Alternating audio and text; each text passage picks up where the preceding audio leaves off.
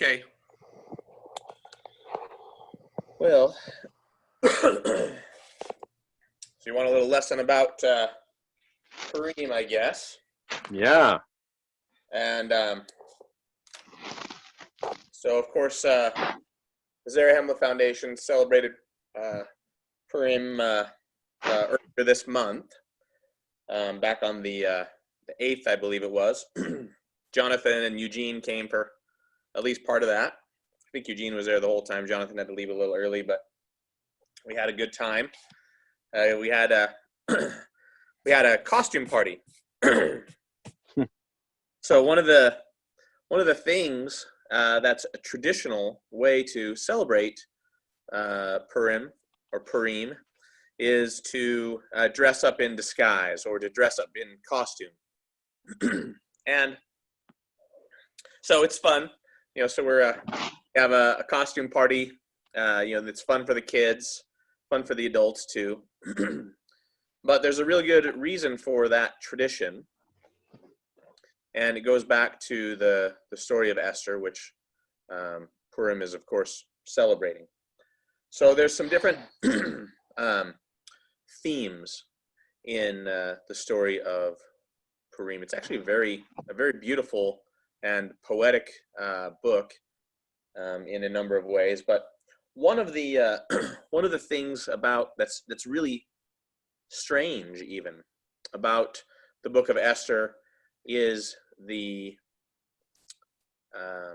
hidden things about the book. And I'll tell you a couple of interesting ones here. In the King James Bible, there's 66 books, and every single one of them mentions the name of God. Every single one of them mentions God or Lord multiple times, usually. All of them except for one book. Anyone guess which book doesn't mention God anywhere? It is the book of Esther, and that kind of comes as a surprise. Even the Song of Solomon mentions the Lord once. So the book of Esther is very unique in that way, and it seems almost strange to have a book of scripture that doesn't mention the God that's responsible for the events in the book, but nevertheless, that is the case with the book of Esther. So something else that's hidden about, something else hidden in relation to the book of Esther. Well, actually, before I move on, connected to no mention of God, there's also nothing even implied about God. There's no divine messenger, no prophet, no divine beings, no angels. There's not even prayer. There's not even prayers to God mentioned. And a lot of people say, "Oh, didn't Esther fast and pray?" Well, she probably did fast and pray, but the book only mentions fasting and no prayer. So that's kind of goes along with the hidden things there. Another interesting thing is that all of the other books in the Tanakh, in the Old Testament, they're all, in the Hebrew Scriptures, they're all quoted elsewhere, either in other places in the Old Testament or in the New Testament, or both. There's many books that are quoted numerous times. There's actually only one book in the Bible that is not quoted in any other book, and that is, again, the book of Esther. So it's a strange book and hidden in many ways. Another one that's interesting. We've done excavations in the Holy Land at the site of Qumran, where the Dead Sea Scrolls were discovered. And there's a bunch of books that are not in the Bible that have been discovered there. A lot of books kind of dealing with the life and practices of the sect that was there at Qumran, which was probably the Essenes. So we found there's a bunch of books that are not in the Bible, and also every single book of the Tanakh is represented there in the scrolls, the Dead Sea Scrolls. Every single book is represented either in whole or in part. Some of them are only fragmentary, just because of time and corrosion, has eroded away some of those scrolls. But everything is represented there, except for the book of Esther. It is the only book in our Bible that is not found in the Dead Sea Scrolls at Qumran. So strange. Now, of course, we Purim is the holiday that is mentioned in the book of Esther, and it is a holiday in many ways similar to Hanukkah. So it's a memorial of an amazing deliverance that God provided for his people, but it is not one of the commanded feasts, of course. But it is one of the largest observances of the Jewish people today, and it's also interesting that despite how large it is also even not only is Purim the book of Esther not quoted anywhere, but the festival of Purim is not even mentioned. Which is interesting because even Hanukkah is mentioned in the New Testament, Right. But Purim is not, apparently. So now, what else is so? There's all this kind of linguistic and hidden texts and a lack of quotation and things like that, and those are certainly strange, but they fit very well with the actual theme of the story, which is hidden things. And of course, God. Of course, we all know that one of the main plot elements is that Queen Esther was also hidden. In other words, she disguised her Jewishness, and that played a large portion. So Queen Esther herself, was hidden, and not only that, but the common understanding is that when we read the story, that we understand that even God himself was in disguise, that he kept his identity hidden and kind of acted from behind the curtains, so to speak, pulling strings and causing things to happen, and causing things to fall into place. And one of the messages of the story of Esther is that even in those circumstances that don't seem to be miraculous, there's not Moses with plagues and fire with hail and the Red Sea parting and pillars of fire and all of those kind of miraculous displays of power, but even when those elements are absent, God is nevertheless directing things, even if he has not revealed his arm, but he's behind the curtain, so to speak. So that's one of the important messages of the book of Esther. Now, before, and I guess if anyone has comments or whatever, please just chime right in, and I totally welcome commentary on any of this. So, all right. So, does anyone know what Purim means? Like the Hebrew word Pur or Purim?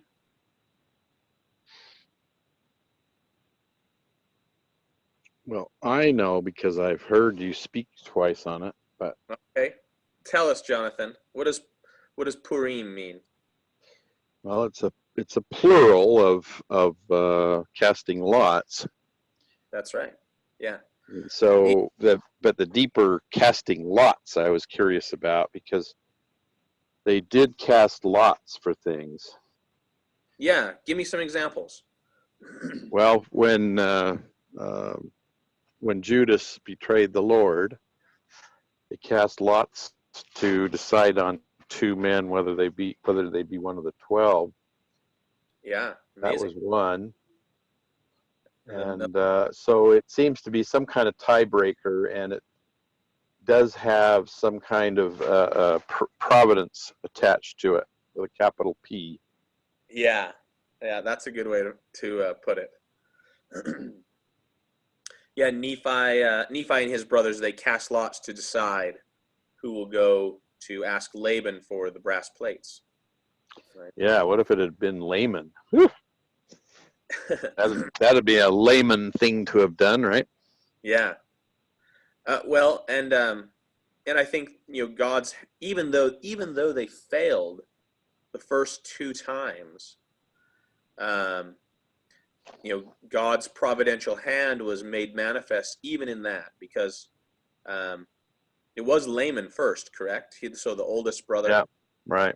and he fails, and then all the brothers go together, and all Yep, together they fail, and then right. Nephi alone and succeeds, and so when it comes time for them to split ways, and Nephi takes the plates, he's really the one that has the most claim to them, right? The Laman and Lemuel, they complain that he stole their inheritance or whatever, but of course they didn't really have a claim because Laman failed, and altogether they failed, but Nephi alone succeeded. So anyway, the some God's hand is made manifest. Of course, in other places in the Scripture, it says, well, let me say this first, I suppose. When we talk about pieces of land, we call them lots. Yeah,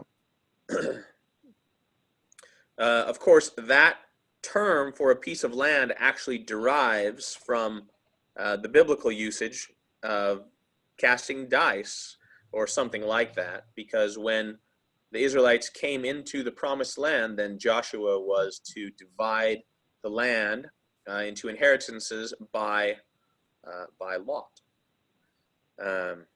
We have a by similar tribe and by lot. Yeah, scripture in our Doctrine and Covenants where it talks about the one mighty and strong coming and dividing the inheritance by lot. mm-hmm.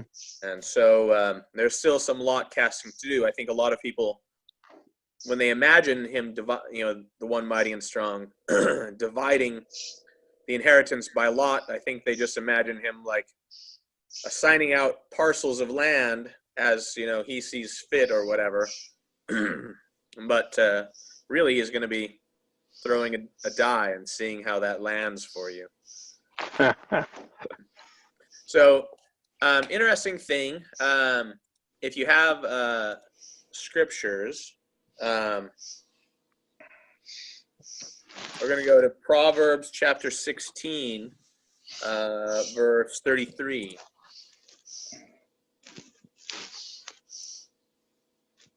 Does anyone have that? Shirley, could you get your phone so I can get scriptures?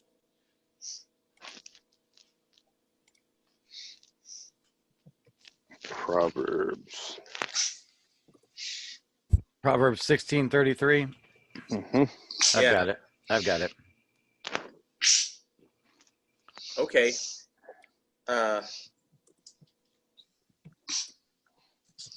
Go ahead. All right.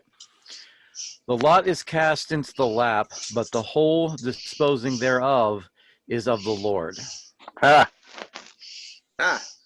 Yeah. So it says, I mean, the idea there, at least part of the idea is, we have a certain amount of control over our lives, over things, right? We cast a lot. We're the ones that cast the lot. It lands in our own lap, and yet it says that the outcome, the disposing thereof, is all of Yahovah, is of the Lord. The whole disposing, yeah. Yeah. So, and that's certainly the case in the book of Esther. Now, another thing, Jonathan, you mentioned that lots are used to. Lots are used to get revelation sometimes, which is a strange thing to think about. Choosing Matthias, for example, to be the next apostle. Choosing which of the two goats will be off on the Day of Atonement would be offered to Yahovah, and which one would be for Azazel.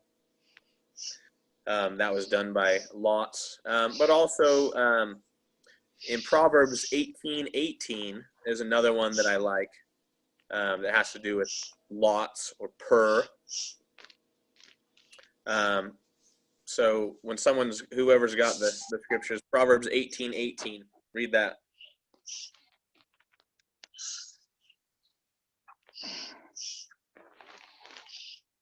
I have the Chabad version here. Okay, great. Chabad reads, "The lot causes quarrels to cease, and Yeah. it separates contentious people." Yeah. And we do that still, right? We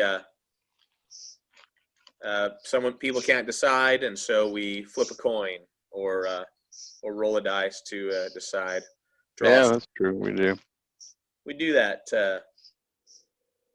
So actually, when my father passed away, I was made the executor of the estate, and one of the things that we did is if there were two or more of my siblings that kind of were interested in the same book that my father had, or some trinket or anything, then we would roll dice to see who got it, and that was a good way to divide things, I think. So no one complained. So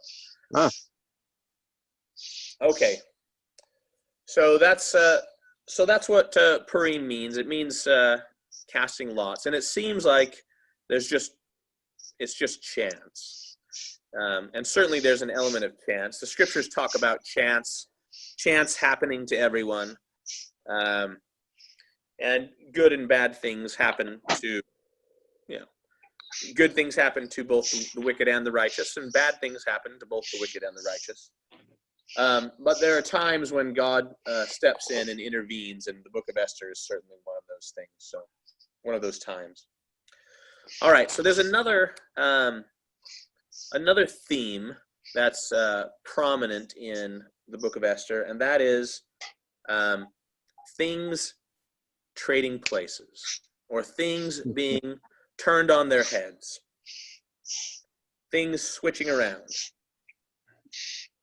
So I'm going to skip ahead a little bit to, Esther chapter 9.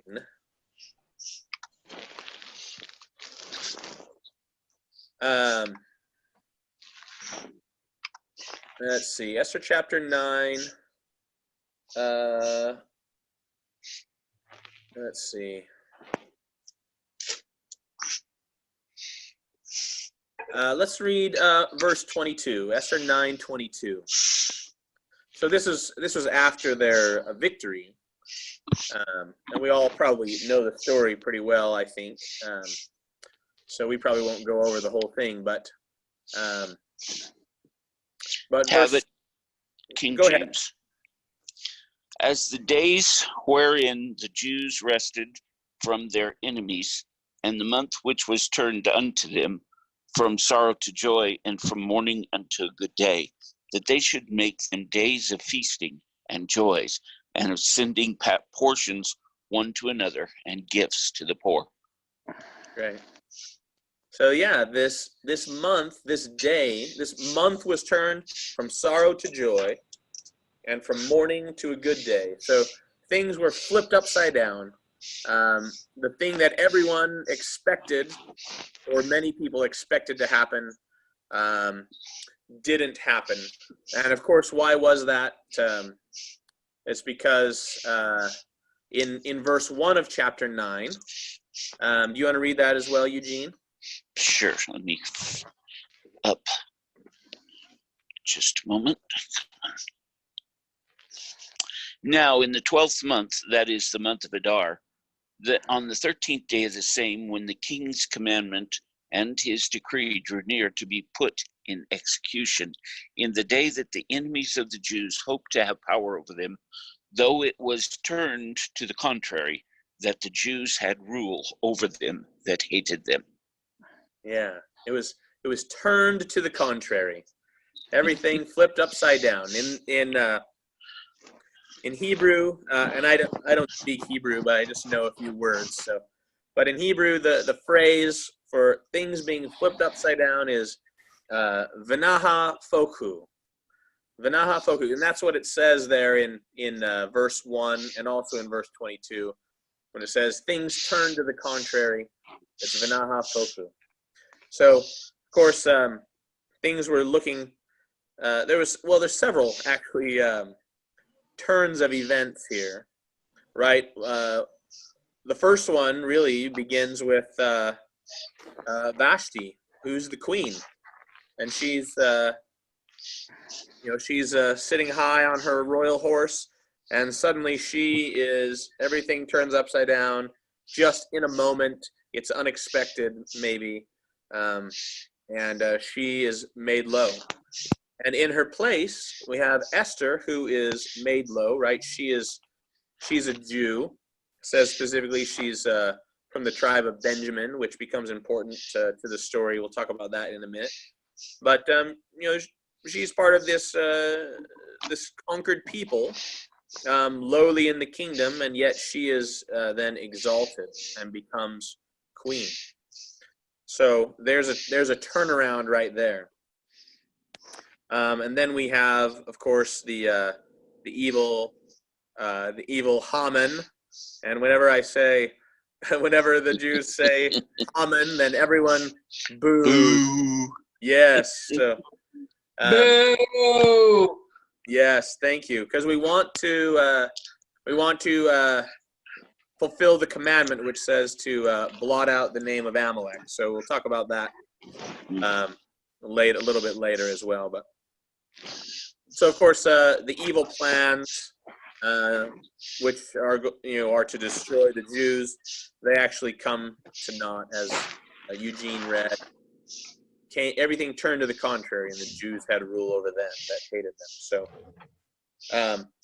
some really kind of amazing turn of events that happened. And not only for the entire Jewish people and for Esther, but also for Mordecai, who is Esther's cousin or uncle, and close relation, been like a father to her. But he also switches places with the evil Haman. Boo! Thank you. Hiss! Yes, hisses are welcomed as well. They trade places as well, and so this is another important part of the story, is to remember that, and this is a theme not only in the book of Esther, but it's very prominent in the book of Esther, but it's throughout the scriptures as well. You can all probably think of a verse or three that talk about the first being last, And the and last first. the last first. and the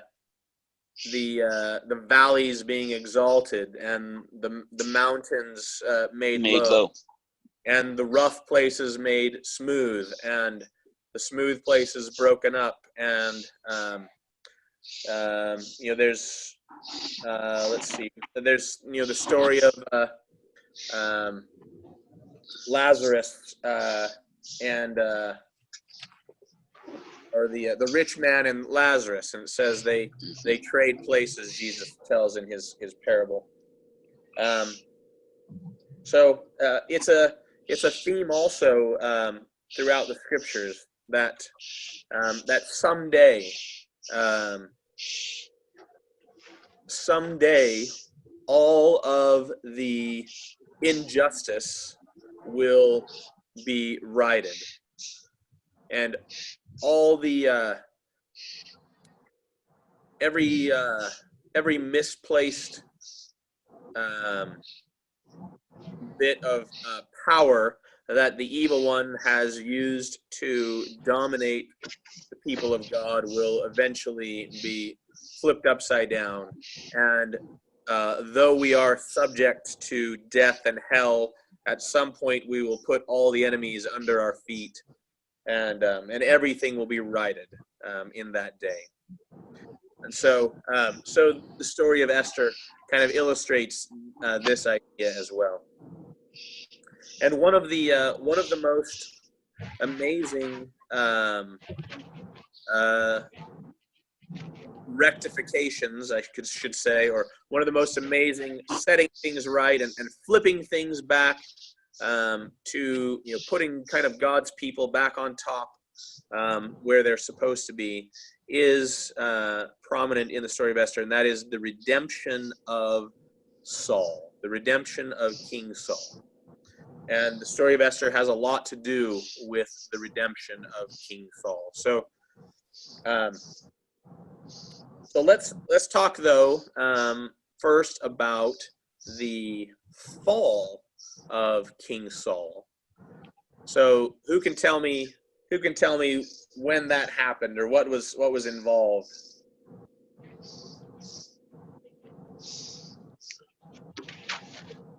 I know Eugene can. Yeah. Talks Well, about him all the time. there were two instances. I'm remembering the second one, but the first one was just a year into his reign, and he was going to go to battle against the Philistines, and that Samuel says, "I'm going to be there in 7 days. Wait, and we will make sacrifice." And the people were scared because there was over 100,000, 150,000 Philistines, and they were a couple valleys over. And some of them started to cower and to run away. But there were those that waited because they had faith in Samuel. And then the 7 days showed up, and Samuel didn't at their accomplishment. So then people started running away and hiding. And they were armed without swords or anything. They just had farm tools, mattocks, rakes, stuff like that.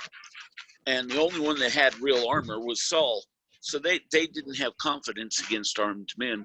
Saul took it upon himself to make the sacrifice before God. Right. And that was not his place. And when Saul came, he says, "What have you done? You were not supposed to do this. You were supposed to have faith and wait upon the Lord. Because of this, the kingdom will be ripped from you and given to another that will obey God." Yeah. Pretty harsh. Yes, that's good. And then, and I'm glad you brought that up, because I wasn't going to mention that one, but I think that actually plays into the story in a nice way as well. The second one, which is not much later, just a few chapters later, Saul is commanded to destroy the Amalekites. Mm-hmm. So this is in 1 Samuel 15. Correct.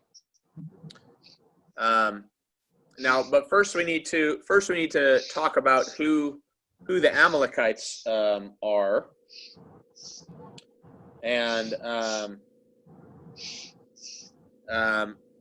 they were the very first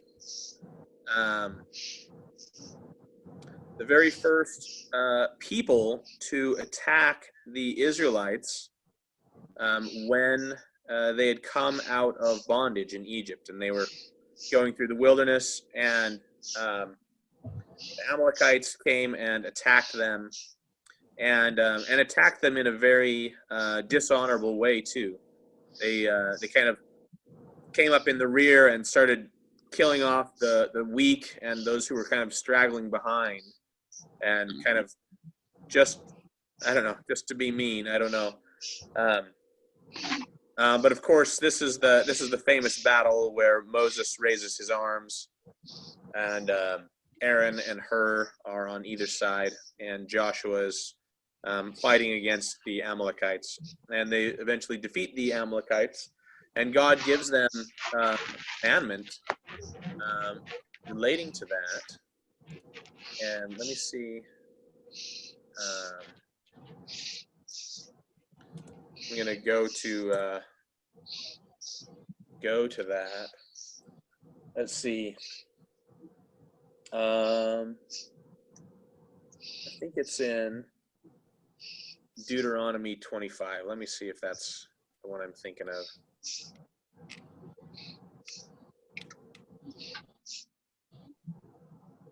Oh, no.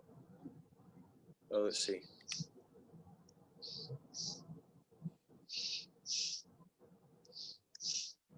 Oh, Let's see. Story of Amalek.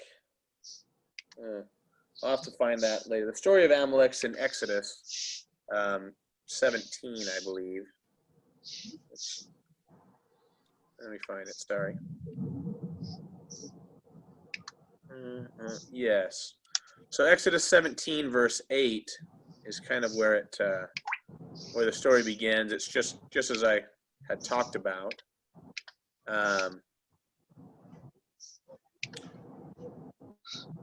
But let's see if I can find the other. Do a keyword HUR, her. There we go. Oh, it is Deuteronomy 25. Okay. Oh, okay. So Deuteronomy 25. I'll read this. They were given a commandment to. This is Deuteronomy 25, 17 through 19. The Lord said, "Remember what Amalek did unto thee by the way when you were come forth out of Egypt, how he met thee by the way and smote the hindmost of thee, even all that were feeble behind thee, when thou wast faint and weary, and he feared not God.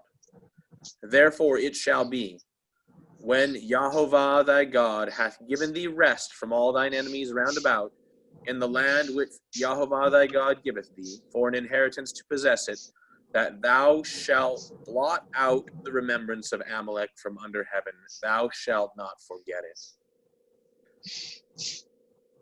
So this is a pretty strong command,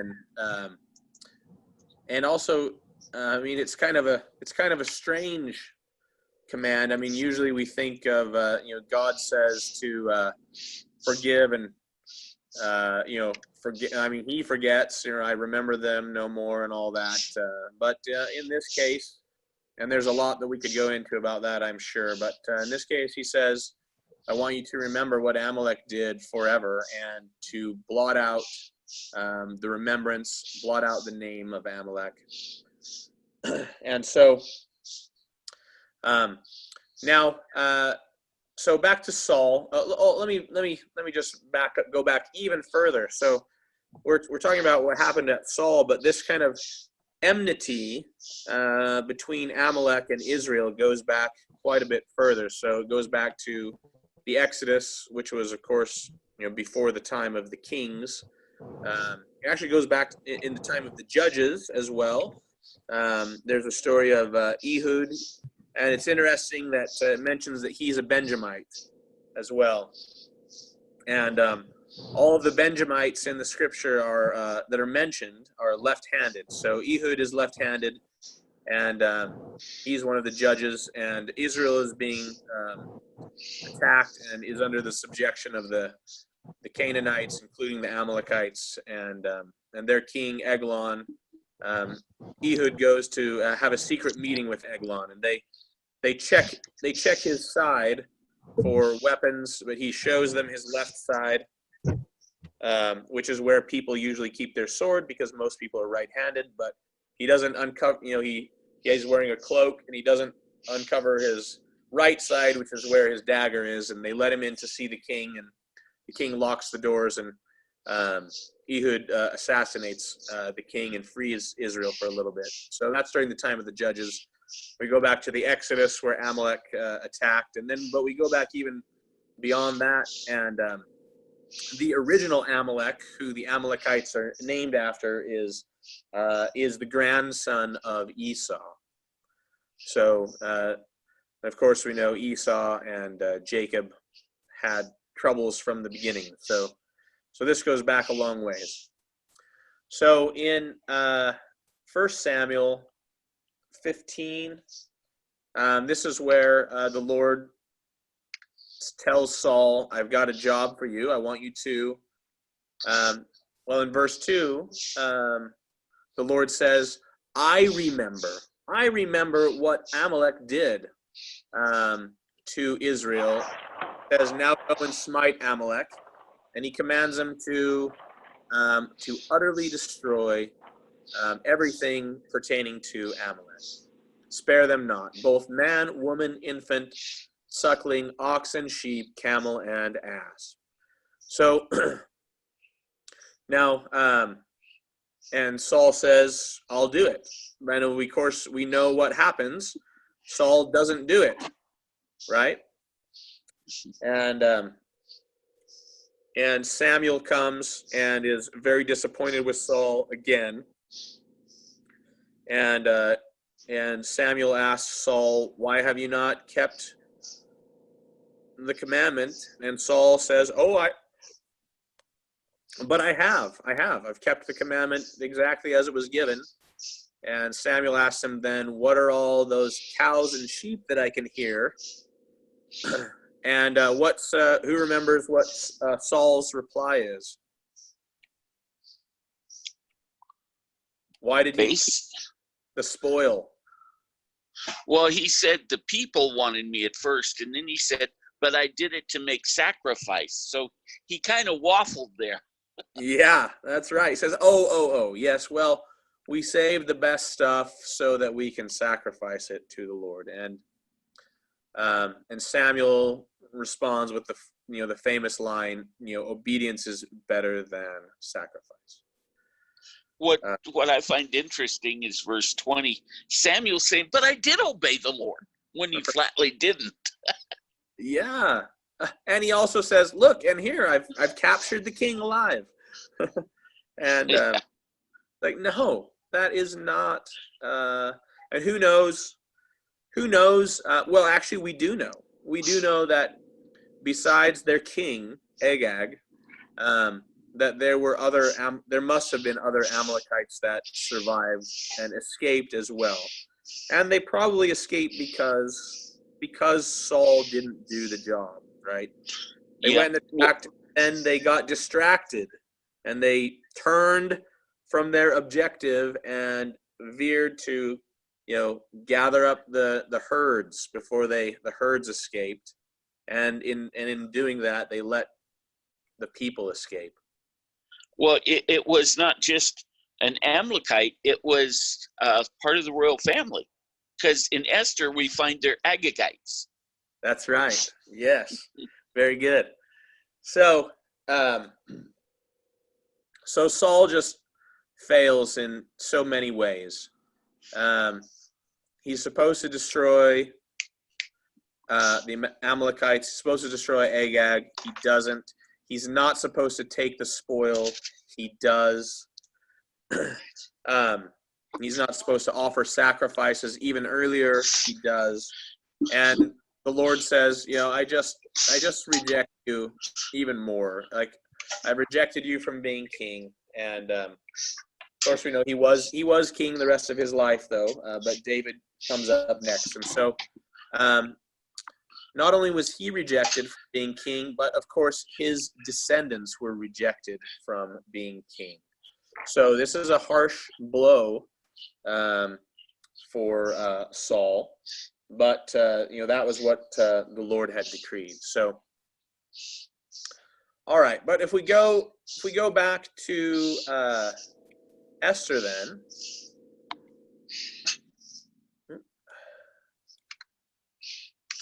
we learn a couple of things, right? So, first of all, this is interesting. Well, I'll give a little background, I guess, just if you read it. So there's King Artaxerxes, or Ahasuerus. He's the king of Persia. He's recently become king. He's decided to have a new capital city, which is in Shushan. And in order to celebrate, he has this giant party that lasts for 6 months, and everyone's invited. And and there's some interesting Jewish traditions about that. We won't get into that probably. But he, of course, he requests the queen to come, and Queen Vashti, and she refuses. And according to Jewish legends, she is the granddaughter of King Nebuchadnezzar. And so she says, she says, I'm not the king's servant, I'm the queen.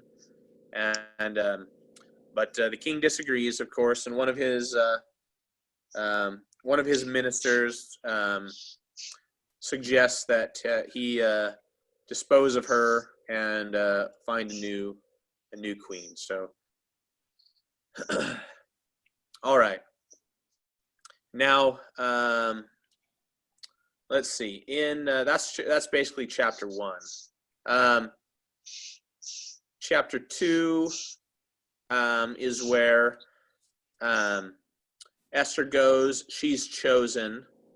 But it's interesting that we're introduced to kind of the heroes of the story, which is Mordecai and Yay! yes, that's right.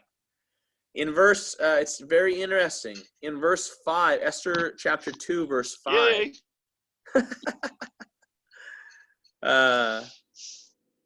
Who's got that? Who's got their book of Esther open? I have it. Okay. Verse 5 of chapter 2. Now in Shushan, the palace, there was a certain Jew whose name was Mordecai, and the son of Shar, the son of Shimei, the son of Kish, a Benjaminite. Yeah. Really cool.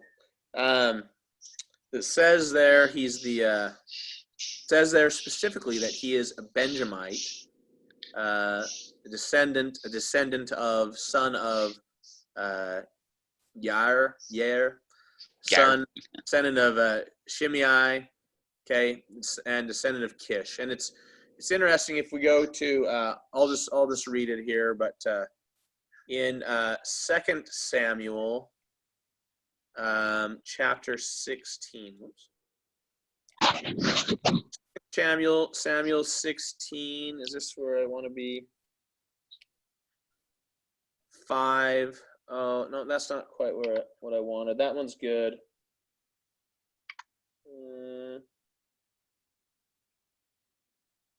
Let's see. Okay, let me go back to 1 Samuel, actually. Let's see. Actually, I'm going to do a little search here.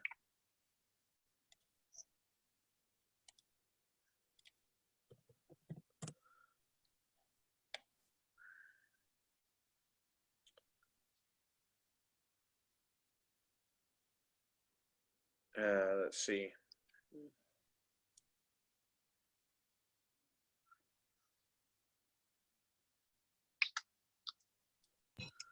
Okay. We'll go to 1 Samuel 9. 1 Samuel 10. Actually, there might be in other places too, but Yeah, so he's first mentioned Samuel 9:1. okay, great. Okay. Go ahead and read it. Oh, okay. Let me get back to now there was a man of Benjamin yes. whose name was Kish, the son of Abel, the son of Zeror, the son of Bechoreth, the son of Apeha, a Benjaminite, a mighty man of power. Good. And he had a son whose name was Saul. So, yeah, this is so Kish was Saul's father, and then in Esther we see Mordecai, who is a descendant of Kish, a Benjamite, and it specifically mentions this in some of the Targums. It actually gives more of Mordecai's genealogy, and says it ascribes direct descendancy to Mordecai, that he and Esther are actually direct descendants of King Saul. So in either case, even if it doesn't have all of it, there's a clue there. It says Mordecai is a Benjamite, a descendant of Kish, and he's here to do a job that has been left undone for generations. So in chapter 2, Mordecai, who sits in the king's gate, he's he's a servant of the king, a gatekeeper, and he overhears a plot to assassinate the king, and of course he goes and he wonders what to do, because when there's a plot to kill the king, there's a dilemma for anyone who wants to stop it, because you don't know who you can talk to. Right? Because you don't know who's in on the plot, and you don't want to reveal yourself to the enemies of the king. So, but he knows what to do. He tells his cousin, or Hadassah, Esther. Hadassah, who's Esther, yeah, and he can trust her. And then she, of course, has access to the king, and so they capture the chamberlains who are plotting. They're put to death, and it's noted in the Chronicles of the Kings of Persia. In chapter 3, we are introduced to the villain, although Jewish tradition says that he is mentioned in chapter 1 as Memucan, and that he is the king's advisor that advised him to dispose of Vashti, and the king listens to him. And so this actually, from the beginning, if this Jewish tradition is correct, and I don't have any reason to disbelieve it, but if it's correct, then it puts Esther in a very precarious place, that even as queen, that Haman may have more power than her, and could, if he, at his suggestion, have the king dispose of her as well. So, but right there in verse 1 of chapter 3, it says that there's that Achashverosh promotes Haman, the son of Hammedatha, and it says he is an Agagite.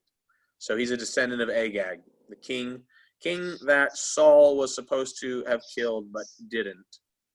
And he's promoted and becomes basically the king's second in command.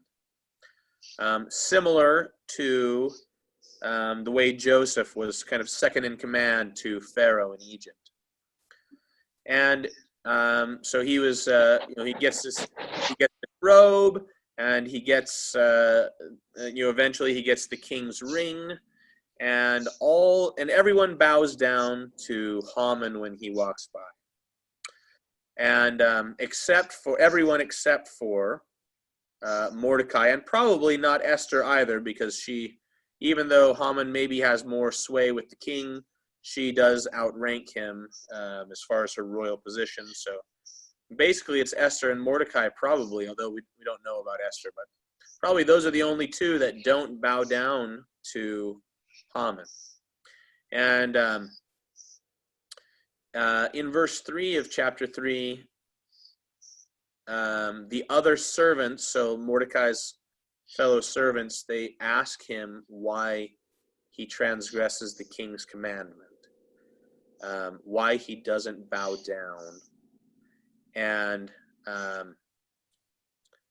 he says in verse 4, he says, I'm a Jew. That's the reason why I won't bow down, because I am a Jew. Now, here's an interesting question then. Like, is there something wrong with bowing down?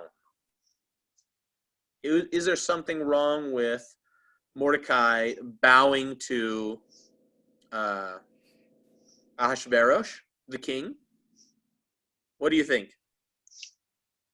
I would say yes. Back then, a lot of kings liked to liken themselves to gods. And Yeah. Jews were not supposed to worship anybody but God. They were not to bow down to men. They were not to bow down to idols.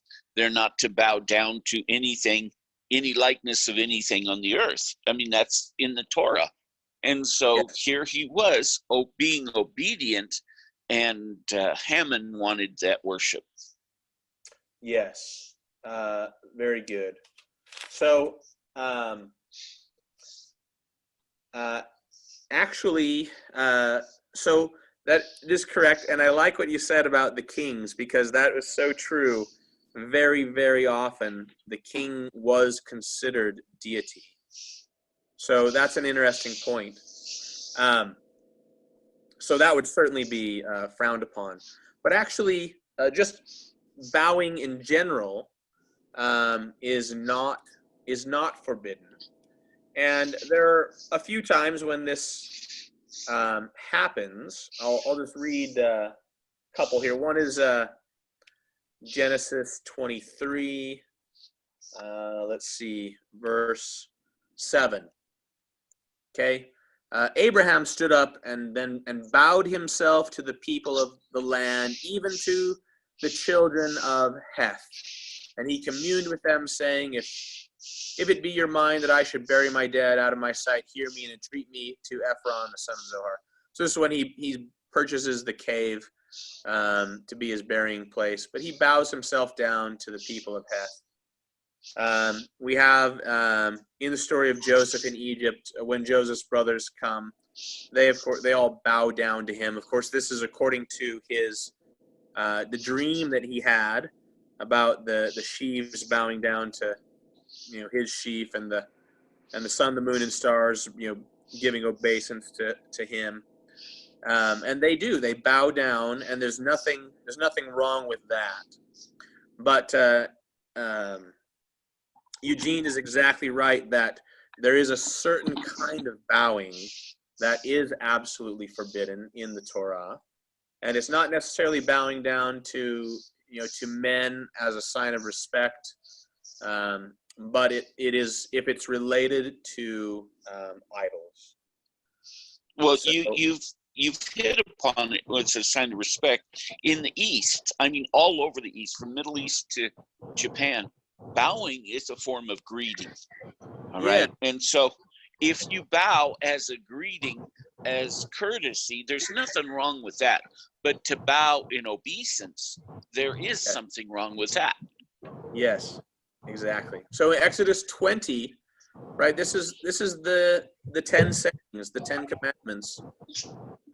Thou shalt have no other gods before me. Thou shalt not make unto thee any graven image or any likeness of anything that is in heaven above or that is in the earth beneath. Thou shalt not bow down thyself to them, nor serve them, for I, Yahovah thy God, am a jealous God.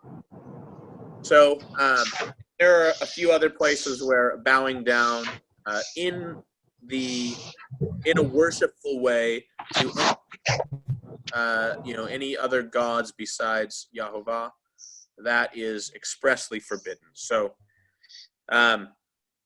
now this wasn't to the king, though. This was to Haman, who was not the king. We don't know, but he never, the story doesn't say that he claimed to be a deity. So how do we deal with this? There's at least a couple of ways. One Jewish tradition is that Haman had on his shoulder, on like his cloak or whatever, embroidered, or like a pin, like a piece of jewelry that was an emblem of one of his false gods. And he would wear this around, and everyone would bow down to him, and he would just chuckle to himself because everyone was also bowing down to his god. And so this may be an explanation. And another one may simply be that Mordecai felt that it is not in keeping, that specifically since Haman was a descendant of Agag, and he was commanded to blot out the remembrance of Agag, and to, certainly not to reverence him, but rather to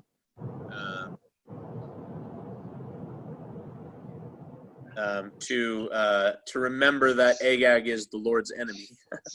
So that could be a reason too, and maybe both those reasons, and maybe more. I don't know, but it is interesting that the only thing he says is, "I am a Jew," and so we kind of have to look a little deeper to find out why that was specifically forbidden. So there's at least several reasons. So this, of course, whatever the reasons are, though, this doesn't make Haman happy at all. And in fact, Haman is fuming about this, and decides to really, he just decides to follow in his ancestors' footsteps, and decides that he is also going to try to destroy Israel.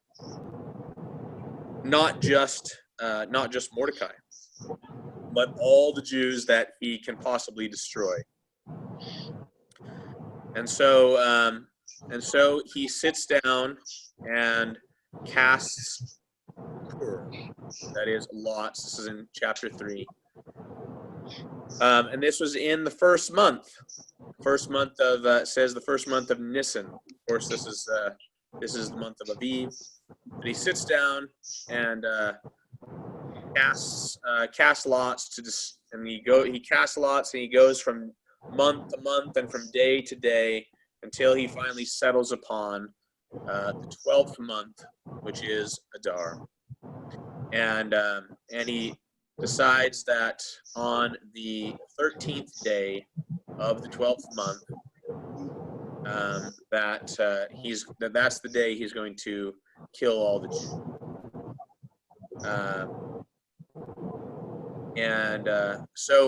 But even though Haman is second in command, he doesn't have the authority to carry out his decision without the king's approval.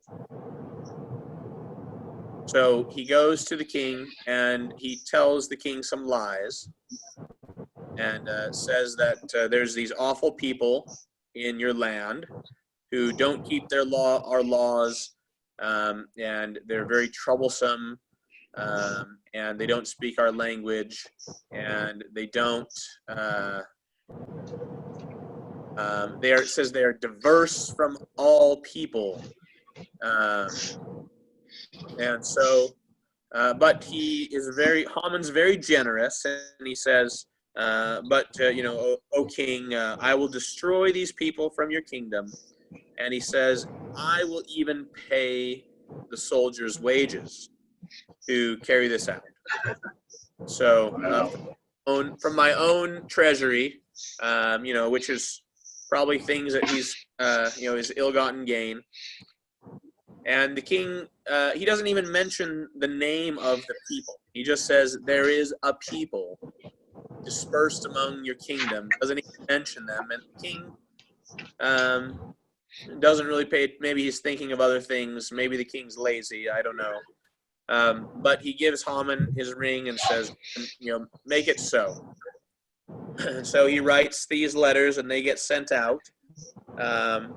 That on the 13th day of the 12th month, then everyone in the kingdom is supposed to attack the Jews, and it says, and to take the spoil of them for prey. So it says, go ahead and kill your Jewish neighbors, and all of their property will then be yours, and you can carry this out with the official sanction of the king. Awful stuff. Amazing. Of course, this is a horrible thing. All the Jews in the kingdom, they hear about this, and everyone's quite worried. This is going to happen at the end of the year. We remember the first month, and so in the 11 or 12 months from the time that the letters went out, about 11 months, I guess, probably. And everyone was going to be slaughtered. All in one day, the letter said, all in one day. And then it said, and this is another kind of interesting thing about the story of Esther, is that there's lots and lots of alcohol involved. It starts out with this big drinking party, and Vashti's got her own drinking party, and then there's a drinking party in Shushan, and then after Haman and the king make this deal to destroy all the Jews, and it says they sat down to drink. So there's a lot of drunkenness. That's maybe part of the story too. Is it's kind of a commentary on the way that we humans go about our lives, kind of just not really realizing what's going on and what God is doing, but we just go about our own lives in our drunken stupor, oblivious, kind of, I guess you could say, to what God is performing all around us. So anyway, so they sit down. Haman and the king sit down to have a drink after the dirty deed is done. So Mordecai, though, he tears his clothes, puts on sackcloth, ashes on his head, and mourns, and all the Jews are mourning. And Queen Esther is worried about this, right? She sends a message, she gets a message back, and Mordecai tells her about the evil plan and tells her that she must go in and intercede on the behalf of her people.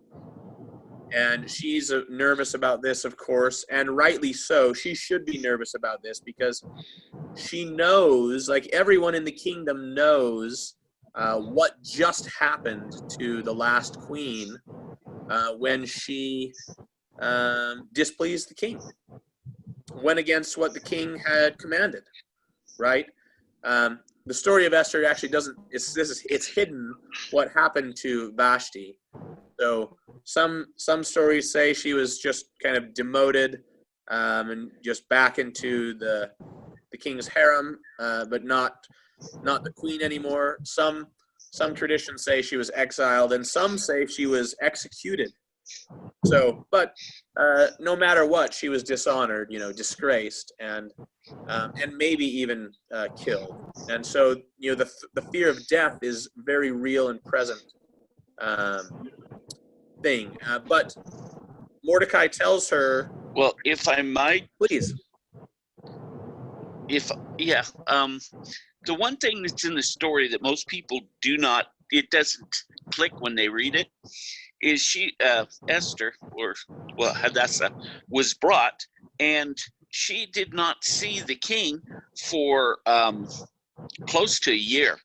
And Yeah. the king was entertained every night, and there were two houses, one for virgins and one for the women that the king had already seen. And there were like 200 and something before her. And when Mordecai, getting a tiny bit ahead, asked her, she said, the king has not called for me in over a month. So the thing is it wasn't just a couple of girls. I mean, the king had a stable of hundreds, literally hundreds of women to choose from. And so that made her being called up, and her place was more precarious because the king had a huge harem. And that's the point that a lot of people don't understand. And so it was a very real, she had power, but it's like you mentioned earlier, Agag.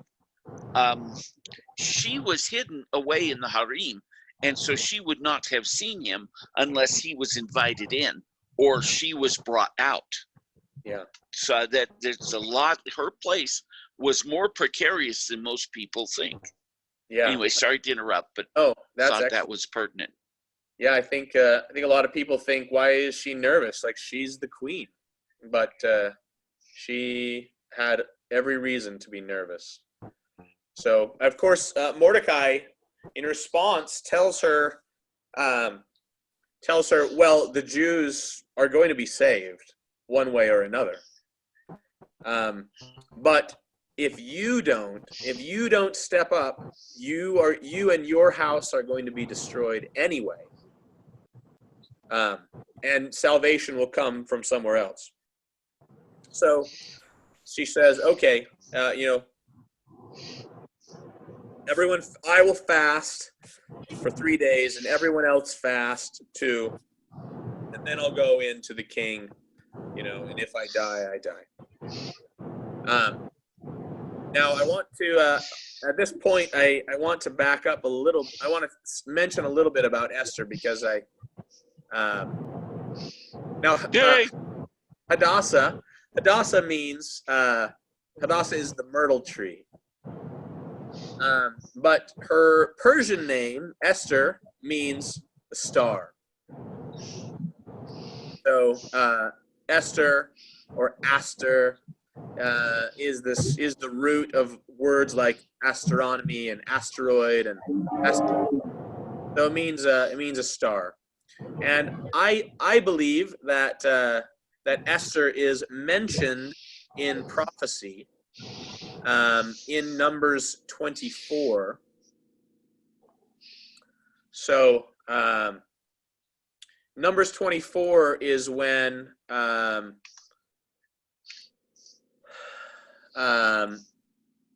Balaam is hired by the king of the Moabites to come and curse Israel, and the king of Balak, king of the Moabites, is horribly displeased with Balaam's work, because he keeps blessing Israel when he's supposed to curse them. But anyway, so Balaam gives this prophecy in Numbers 24. Let's see. I'm going to read verse 7. It's interesting. That one is. He says, "He shall pour the water out of his buckets, and his seed shall be in many waters, and his king shall be higher than Agag, and his kingdom shall be exalted." Okay, and it says God brought them forth out of Egypt, and talks about lions and unicorns. And then I'm going to go to verse 17, and this is very interesting too. It says, and this is commonly seen as a prophecy about Messiah, but I think it's very clear that Esther is a type of Messiah, just as many of the other prophets and prominent people in the Old Testament stories were types of Messiah in one way or another. So, because I shall, this is verse 17 of Numbers 24, I shall see him, but not now. I shall behold him, but not nigh. There shall come a star out of Jacob, and a scepter, so that's royalty, and a scepter shall rise out of Israel, and shall smite the corners of Moab, and destroy all the children of Sheth. And it goes on, talks about Edom, which is Esau, who is Amalek's grandfather. Okay, Edom will be a possession. Seir, this is the land of Esau, will be a possession. And Israel will do valiantly. Out of Jacob will he come. And then in verse 20, when he looked on Amalek, he took up his parable and said, Amalek was the first of the nations, but his latter end shall be that he perish forever. And so here he is. He sees a royal star coming out of Jacob, and this royal star is going to destroy Amalek forever. And so I think that I think Esther fulfills this prophecy, at least a partial fulfillment, in a beautiful way. So, well, let's go back to let's go back to Esther, I guess.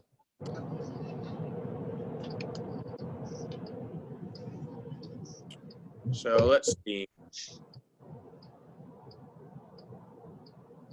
So okay, we're on to chapter 5 now. So Esther, she goes in, and she puts on her royal. Oh, I remember you saying. This is very interesting too. The symbolism, the symbolism is there, and this is just more of the Esther being a type of Messiah. Of course, the high priest is a type of Messiah as well. And there's one day, one special day of the year when the high priest would go into the king's chamber and stand before the king's throne. I'm speaking of in the Holy of Holies, on the mercy seat, right? He would go in, and there was a real danger if his heart was not pure, or his intentions were not pure. What would happen if he went into the king's chamber? He would die, right? The high priest was in danger of dying, going into the Holy of Holies. And what was he going into the Holy of Holies for? Is to plead for the salvation of Israel. So here is Esther going in to before the king on a certain day to plead for the entire nation. And if she fails, death is the consequence. So there she is, high priestess, I guess, and she comes in, and the king is surprised, but his heart is softened, and he lowers his scepter, and she touches it, and he says, "What do you want? Anything for you, queen. Even half my kingdom, it's yours." And she says, "I just want you to come to a party. You and Haman, I want you to come to a party at my place later." So the king, and Haman is thrilled. Haman is so thrilled; he's just beside himself.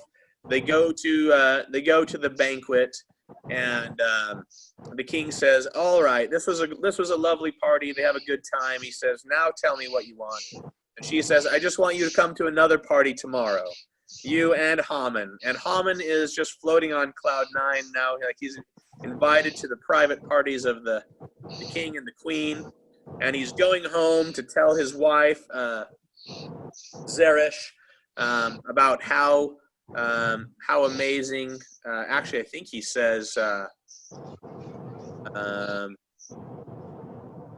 Let's see. No, we'll get there maybe. What, verse 8 or 9? No, I thought that he said at some point that his star, even he said his star is on the rise. But I'll have to find that. Maybe I might be remembering wrong. Anyway, so Haman said, or the queen says, come to another party tomorrow. And Haman's going home to tell his wife. And while he's on his way home, he passes by Mordecai. And Mordecai again fails to bow to him. And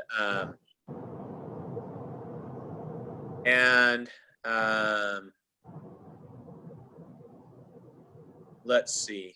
So let's see.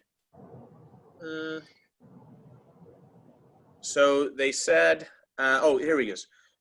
In Esther 5, verse 13,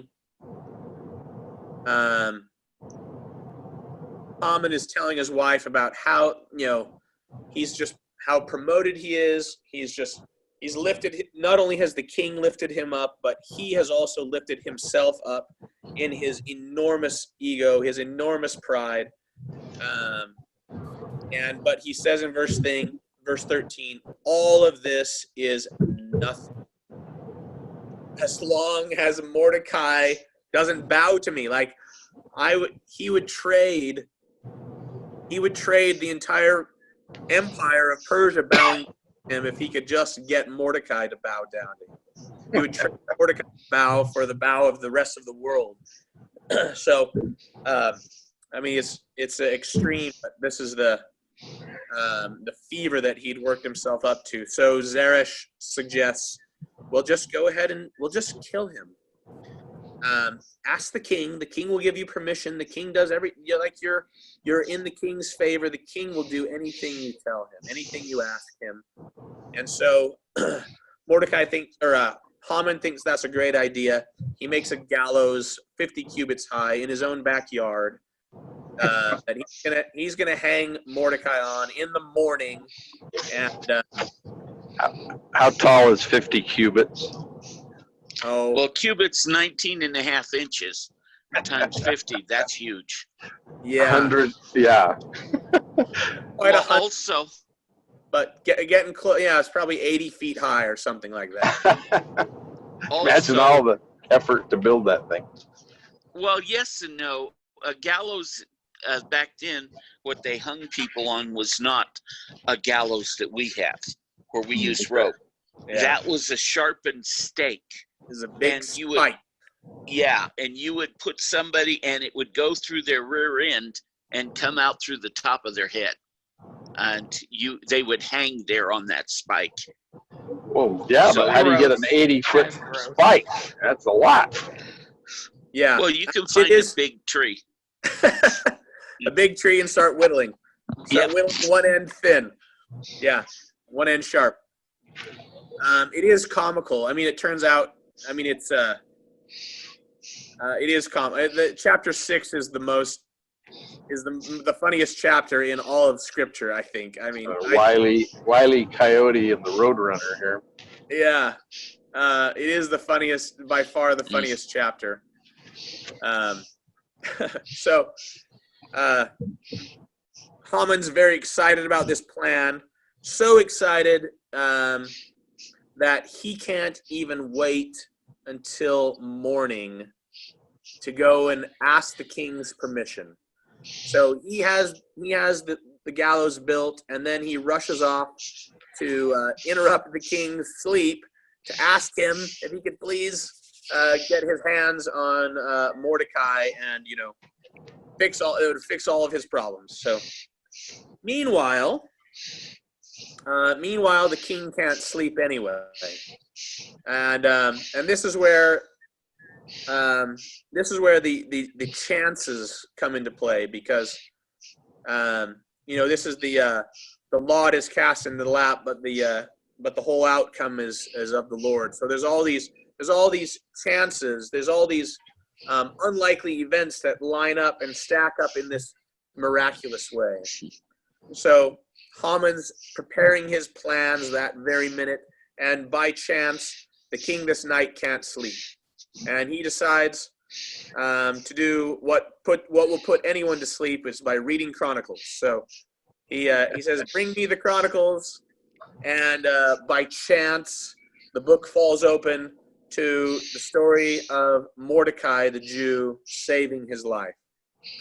And he asks his servant, "What was done to honor Mordecai for saving my life?" And he scans the page, and it says nothing was done. And the king is utterly shocked at this. And just as the king is pondering this and is in shock about this, then by chance, Haman comes and knocks on, his chamber door, and he's ushered in. And the king says, "Haman, just the man I wanted to see." Of course, the king is thinking, "I need some advice." Haman is thinking, "The king's happy to see me because I'm so great," of course. And before Haman gets to ask his question, the king says, "What shall I do for the man the king delights to honor?" And Haman's imagination just starts going wild because he knows that the king is talking about him, but the king just hasn't said it yet. And so he thinks up the grandest,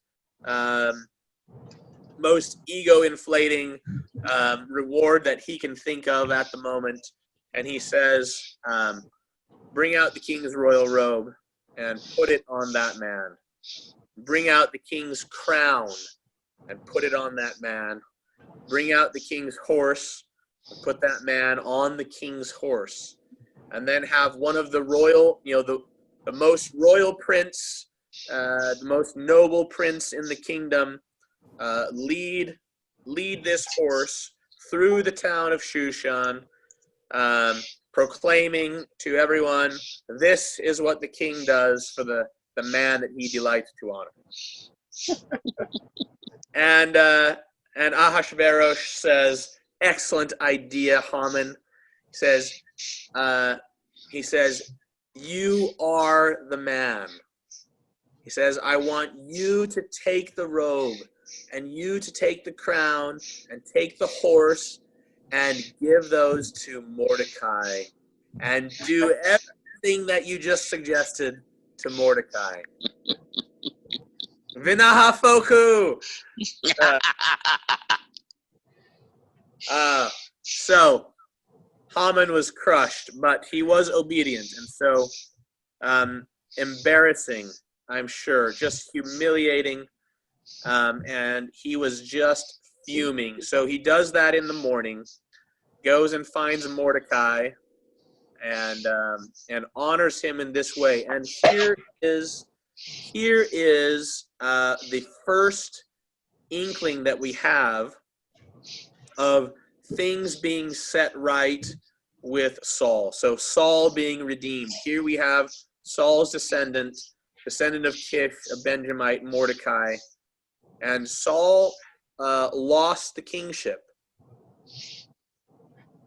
And here Mordecai is being elevated. He has now, he's wearing the king's crown and wearing the king's robe and riding the king's horse.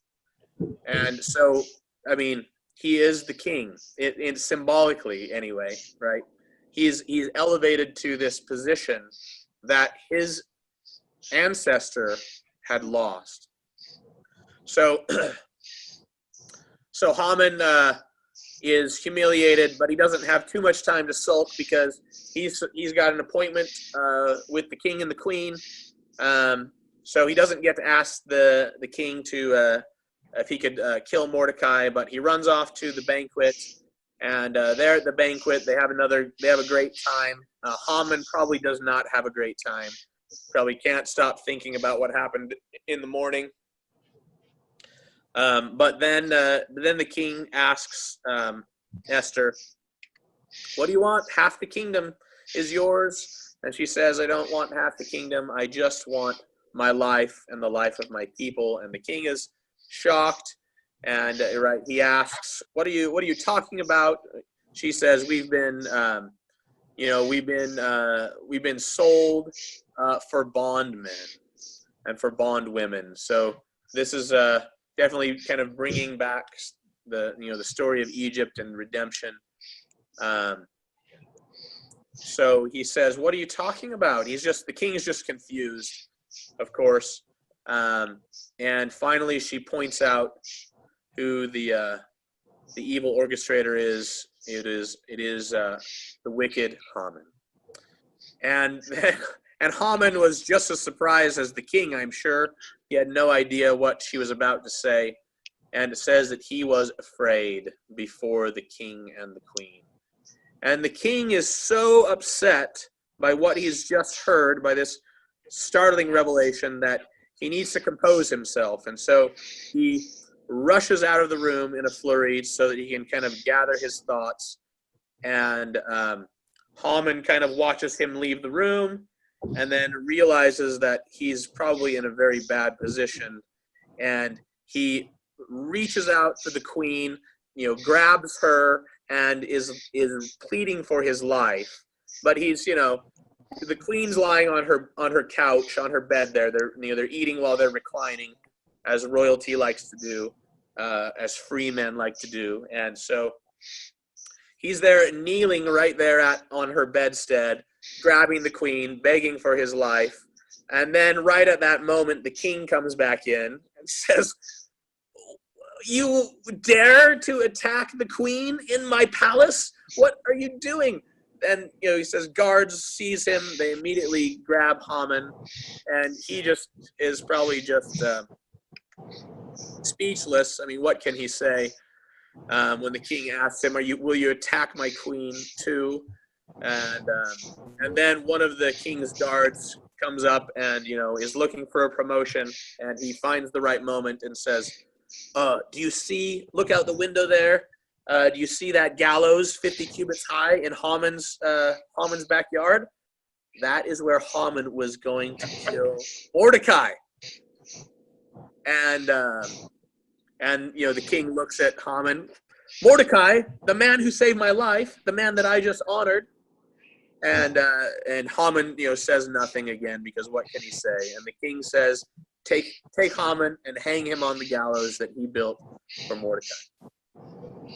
And then he takes the ring from Haman and puts it on Mordecai's finger.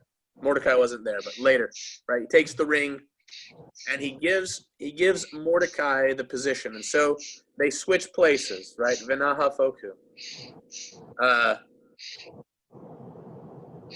Haman is hung on the gallows that was intended for Mordecai, and Mordecai gets Haman's position as second in command to the king. So now, of course, the law is that whatever the king has decreed and has been sealed by the ring is immutable. So the king, sometimes in children's books, I'm kind of bothered by it. A lot of times in children's books it says, or stories, it says that the king undid reversed the decree or something, and it's not exactly that. Because the king said, I can't reverse it, but why don't you go ahead now, Mordecai, and write a new letter and sign it with my signet, and write whatever you can think of to try to make things better. Well, they can't undo it, but what they say is, yes, it is true that there was royal sanction given to attack the Jews on this day, but now royal sanction is given to the Jews to defend themselves. And in chapter 8, so the king took off the ring, gave it to Mordecai. Let's see. They wrote all the letters. They sealed the letters, sent them out. And let's see. Okay. And then it says, this is at the end of chapter 8. It says, Mordecai went out from the presence of the king, and he was dressed in royal apparel, blue and white, and with a crown of gold on his head, garment of fine linen, and purple. So it's definitely hinting at showing Mordecai as priest and king. Okay, and everyone had a glad day, the Jews especially. But it was interesting because it says at the very end, the last sentence, it says, many of the people of the land became Jews, for the fear of the Jews had fallen upon them. You see, when previously, when the decree had gone out, it was just everyone is free to despise the Jews. The king doesn't care about them. The kingdom doesn't care about them. Take their property, take their lives. It means nothing to us. But now the Jews are exalted in the kingdom. Mordecai is exalted. The queen, everyone knows now that the queen is a Jew as well, and the second in command. Like, the Jews are on the top now. And so go ahead and kill your neighbors and take their property. That's great when it's officially sanctioned, but now the sanction of the kingdom is behind the Jews instead of behind their enemies. And so things begin to flip around there as well, not only for Mordecai and Haman, but for people throughout the whole kingdom. And then, of course, in the last chapter, the day comes and the Jews go out and they have a glorious victory. And on the 13th, they have a victory. They defeat all of their enemies. Haman's 10 sons, okay, are taken. They are hanged as well. And so, kind of, Agag and his descendants are, at least as far as we know, Agag and his descendants are finally destroyed. It says that on the 14th day, so this is the day after, that all the Jews outside of Shushan, they all have a celebration and a day of rest and gladness, and they celebrate their victory. On the 14th, inside the capital city, though, where Haman probably had many followers, the Jews inside the city, they have another day of fighting, and then they rest and celebrate their victory on the 15th. So those 2 days, the 14th and the 15th, are the days of celebration. And this is the last thing that I want to say. It's interesting. So in chapter 9, so this is kind of the completion of the redemption of Saul. Chapter 9, verse 10. Okay. Says, the 10 sons of Haman, the sons of Hammedatha, the enemy of the Jews, slew they. But on the spoil they laid not their hand. And this is a reversal as well, because you remember the original plan, we've mentioned it was for the Persians to take the spoil of the Jews. But now that the Jews were on top, it says they did not even touch the spoil. And this is what Saul had been commanded to do. Yes. Not to touch the spoil. And here his descendants are finally fulfilling the command that was given to Saul many, centuries earlier. So, and then it's repeated, let's see, verse 15 and 16. For the Jews that were in Shushan gathered themselves together on the 14th day also of the month Adar, and slew 300 men at Shushan, but on the prey they laid not their hand. But the Jews that were in the king's provinces, they gathered themselves together and stood for their lives and had rest from their enemies, and slew of their foes 70 and 5,000. But they laid not their hands on the prey. So they left the spoil. So there we have it. The descendants of Saul fulfilling and redeeming the Benjamite line in a way, in a beautiful way. and God showing his favor still for the descendants of Saul and for his people, the Jews. And I think this is a beautiful story on many levels. I've mentioned already, but not the least of which is that it gives me and I get a little emotional when I think about this, but it gives me some personal hope that even if there are commands that God gives me that I fail at, that he is still, the destinies of nations are still in his hand. And even if I fail someday, my children may redeem me. So that's a beautiful thing to me too. So, Well, and where are we now with redeeming Zion in that same way? yeah, good question. Well, we are that generation that is making up for our fathers that have defaulted on the Lord. Yeah.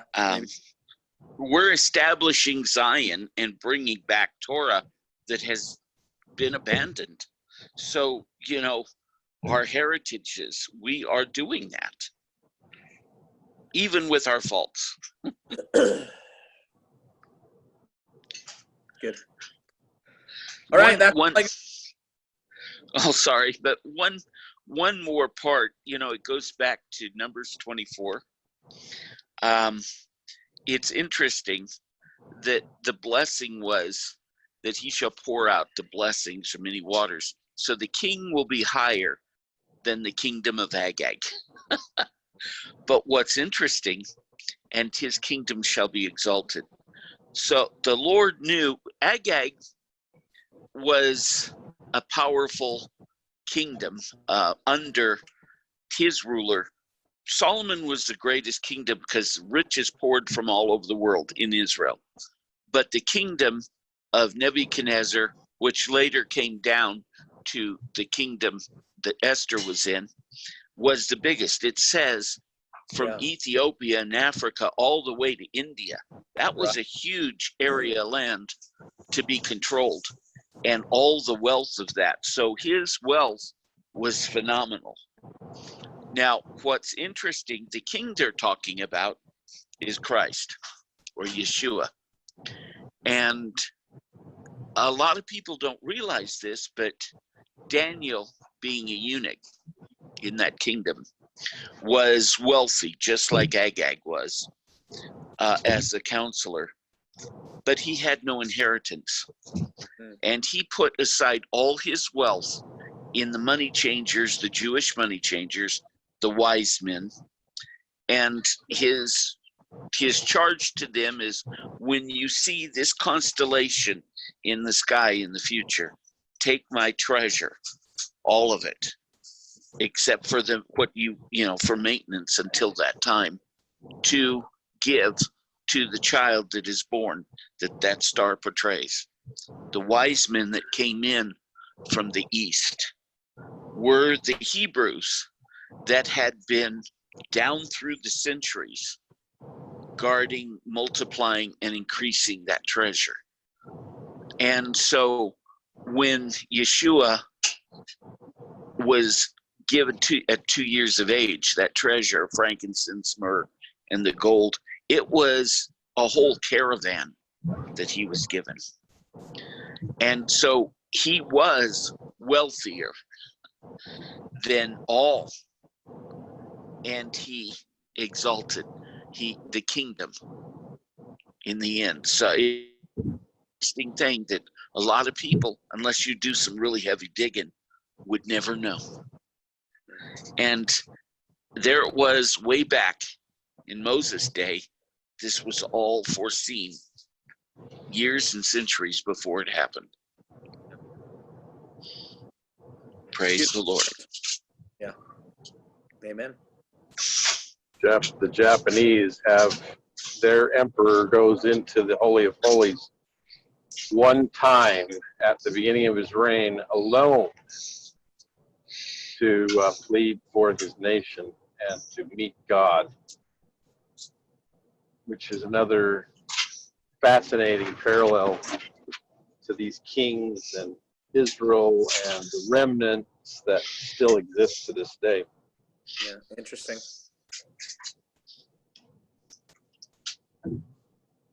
Thank you, Joshua. Thank you. That was great. Thank you.